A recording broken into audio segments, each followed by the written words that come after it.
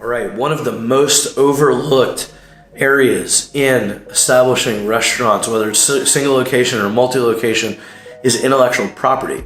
And a lot of people might scratch their head and go, Mark, what does IP or intellectual property have to do with running a good restaurant or bar?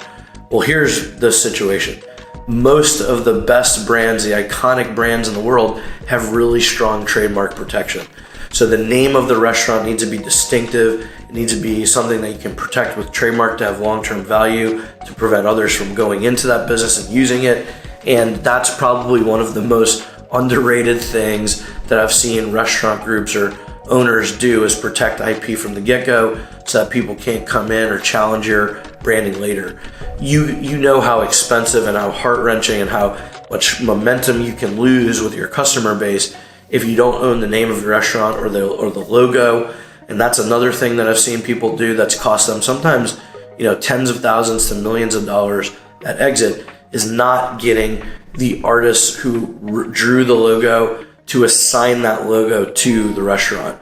And I know you may be saying, well, the restaurant paid for it. How could that possibly be the case? But I'm telling you that certain types of rights might vest in the author or the creator of the logo if you don't have a formal assignment. In addition, if your ownership of the intellectual property is not clear at exit, your acquirers basically put all of the risk onto you for that type of issue. And I've seen it. I've seen logo people demand thousands of dollars or millions of dollars, or they threaten to sue and uphold the deal. I've seen restaurants have to completely change their branding and image. So these are things you want to do at the outset to protect that intellectual property. Recipes are vitally important. Those are trade secrets. So recipes can be taken by employees, and the secret sauce can be done at a competing restaurant. You don't want that to happen, so you definitely want people with access to recipes. If you can do it, get them to sign confidentiality provisions with their handbook. Once a trade secret is not protected with reasonable precautions, it is lost forever. So those are things that you need to keep in mind at a very minimum baseline. Now, other restaurants we've worked with have done everything from creating unique types of tables or utensils or all kinds of technology to other things that may be protected. So each case is different, but the point being, more and more acquirers of great restaurant groups and brands are looking at it for just more than just a sales engine. They're looking at, what is this thing that gives this advantage, that gives this concept a competitive advantage across a wide space. So those are some of the things that are done.